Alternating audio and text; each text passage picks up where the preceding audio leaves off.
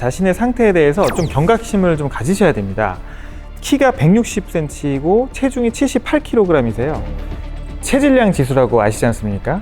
그걸로 측정해 봤을 때 30이 넘는 고도 비만에 해당합니다. 고도 비만은 의료계에서는 병적 비만이라고 부를 정도로 심각한 질병이라고 판단하고 있습니다. 아니 병적 비만이라고 하시니까 이게 정말 심각하게 느껴지는데 딸의 식습관이나 생활 습관은 어릴 적부터 이어져 온 걸 텐데 몇 년 전부터 갑자기 살이 쪘다고 분명히 했었거든요. 정말 달라진 게 없다고 생각하십니까? 없다고 생각하십니까? 뭐가 있을까요? 나이가 달라졌잖아요.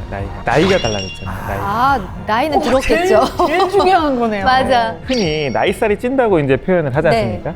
늘 먹던 대로 똑같이 먹고 생활 패턴도 뭐 달라진 게 없는데 이상하게 나이가 들면서 자꾸 찌는 살로 고민하시는 분들이 굉장히 많습니다. 많죠. 심지어 나이가 들면서요, 건강 관리한다고 오히려 먹는 양을 줄였는데도 살이 찌는 분들도 계시더라고요. 맞아요. 가장 큰 원인은 우리 몸의 체중 조절 시스템이 약해졌기 때문입니다.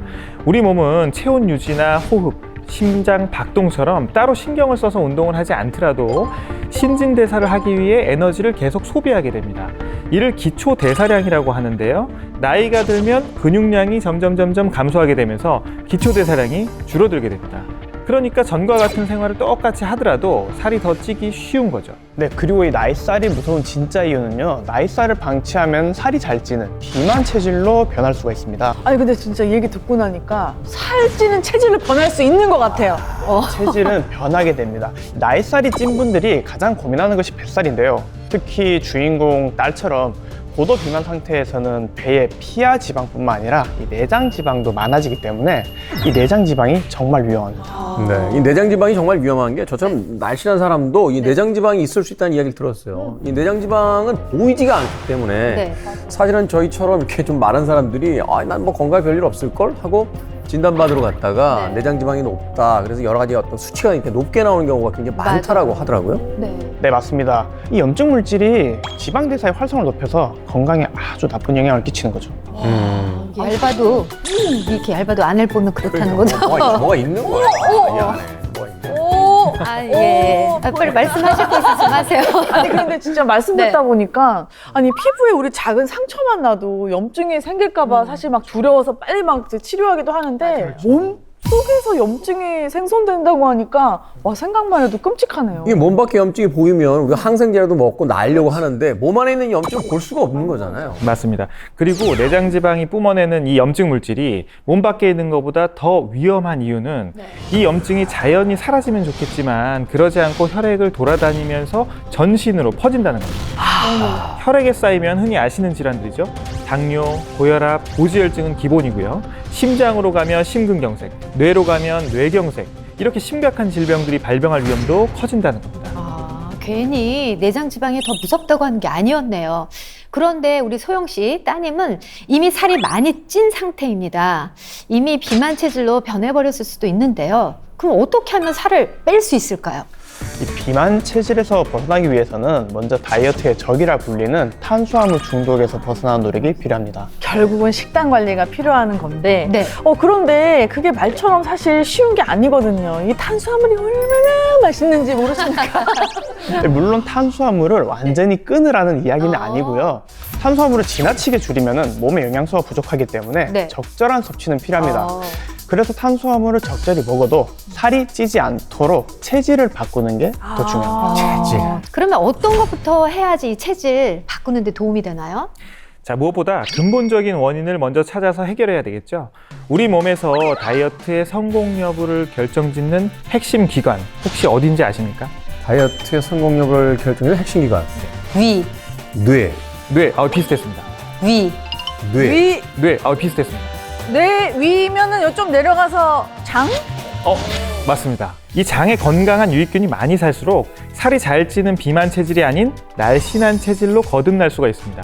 이 날씬균이라 불리우는 유익균이 지방 분해 효소를 활성화시키면서 체내 지방 연소와 체중 감소를 동시에 도와주기 때문입니다. 장내 유익균이 이제 체중 감소를 도와준다라는 것까지 이제 더해서 우리가 한번 좀 생각을 해봐야겠군요. 네, 맞습니다.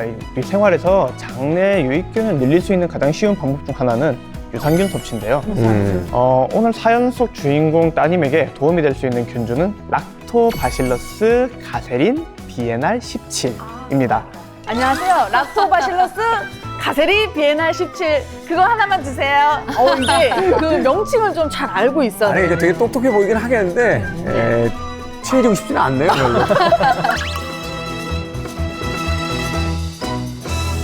건강한 한국인 산모의 모유에서 유래한 유산균의 일종인데요.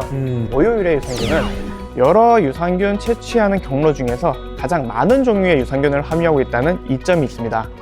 예, 이 비에나 17 유산균은요, 국내 식약처에서도 그 기능성을 인정하고 있는데요. 체지방 감소에 도움을 줄 수 있음을 인정받은 원료고요.